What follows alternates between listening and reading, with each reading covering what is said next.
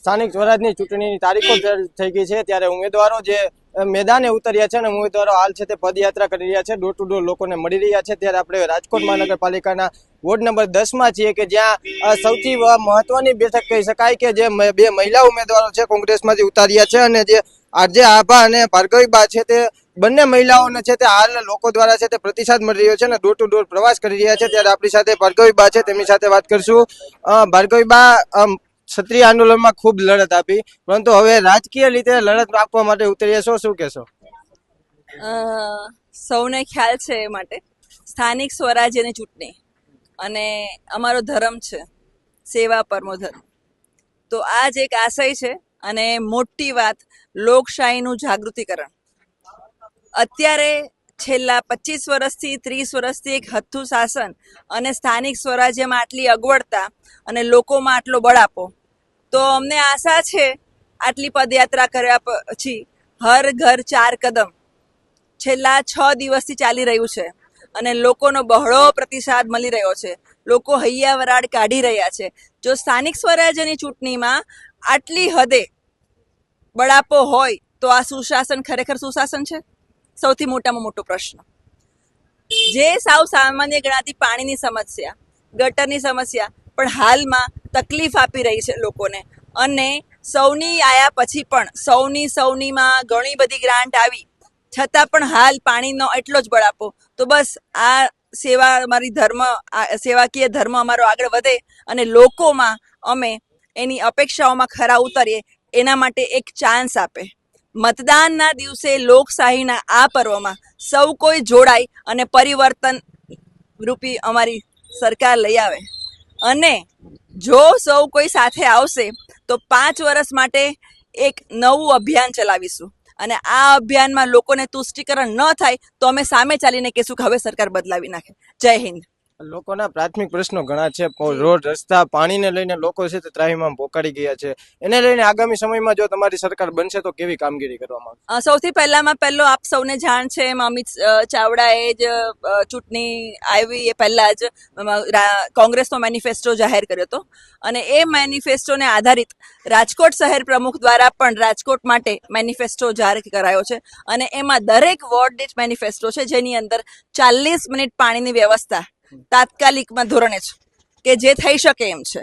એની સાથે 50 વારથી 70 વારના જે મકાનો છે એમાં ટેક્સ નાબૂદીકરણ. તો આ જે પાયાની જે જરૂરિયાત છે એને તાત્કાલિક ધોરણે દૂર કરવાનો અમારું એક વચન છે, જેના પર અમે કટિબદ્ધ રહેશું.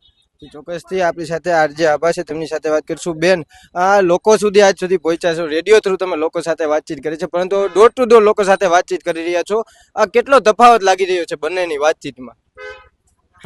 તફાવત એ લાગી રહ્યો છે કે પહેલા હું એક મીડિયમ હતી કે જે હું લોકોથી અધિકારીઓ સુધી કે સરકાર સુધી કે પછી એક જોડાણ કરતી હતી, એક માધ્યમ બનતી હતી. હવે જો લોકો મારા પર ભરોસો કરશે, પ્રેમ આપશે, તો હું મારી હાથમાં જે હશે એ હું મદદ મારી રીતે કરી શકીશ. એટલે મને એવું લાગે છે કે હું ઇમ્પ્લિમેન્ટેશન તરફ જઈ રહી છું, એક્ઝિક્યુશન તરફ જઈ રહી છું. બેન, એક મહિલા તરીકે તમારે રાજકીયમાં ઉતરવું પડે, એવા કયા મુદ્દા હતા કે જેને લઈને તમારે રાજકીયમાં ઉતરવું? જુઓ, વાત એમ છે કે ઘણા બધા મુદ્દાઓ છે કે જેના પર કામ થવું જરૂરી લાગ્યું. જ્યારે પણ અલગ પબ્લિક અવેરનેસ, સોશિયલ ઇશ્યુઝ ઉપાડ્યા, ત્યારે એવું લાગ્યું કે કોઈક એવા વ્યક્તિની જરૂર છે કે જેને લોકો સાંભળે, જેને લોકો માને, જેને લોકો પ્રેમ કરે અને જે લોકોને સાંભળે. તો સારા સ્પીકરની સાથોસાથ હું સારી લિસનર પણ છું કે જે સાંભળી શકું છું, લોકોને સમજી શકું છું, અને લોકો મને પોતાના માની એક ગણી શકે છે. એટલે મને એવું થયું કે હવે મારે લોકો માટે કામ કરવું હશે તો થોડો મોટો એવો એરિયા જોશે, અને એટલા માટે મેં રાજનીતિ પસંદ કરી. બેન, એક મહત્વનો પ્રશ્ન, વોર્ડ નંબર 10 સૌ કોઈની નજર છે 2 મહિલા ઉમેદવાર ઉપર. એમાં ખાસ કરીને તમારી વાત જે 2 દિવસ પહેલા એવા ન્યૂઝ ફેલાવવામાં આવ્યા હતા કે બેન રાજીનામું આપ્યું છે, એને લઈને તમે શું કહેશો? એટલે તો મારે પેલા તો 2-4 દિવસ તો ભાઈ જો જવા દીધું કે હશે, ચાલતું હશે. કારણ કે અત્યારે તો કામ કરવાનો સમય છે, લોકોને મળવાનો સમય છે, એવી બધી અફવાઓ ને એવી બધી લપમાં પડવું નથી.